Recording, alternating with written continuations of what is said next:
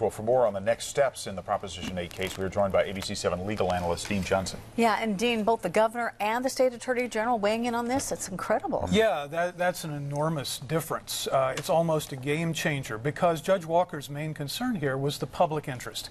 He was concerned that during the pendency of this litigation, thousands of couples would get married only to find their marriages undone by the United States Supreme Court.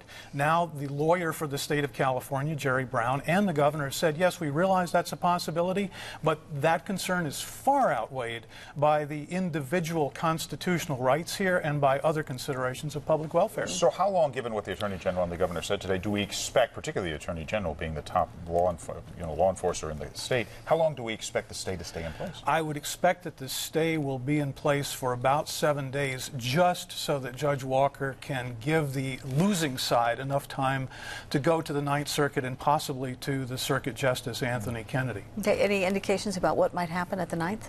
I think the Ninth Circuit might leave the stay as it is. Okay. I think they may let same-sex marriage go forward. In other words, they will affirm Judge Walker's decision.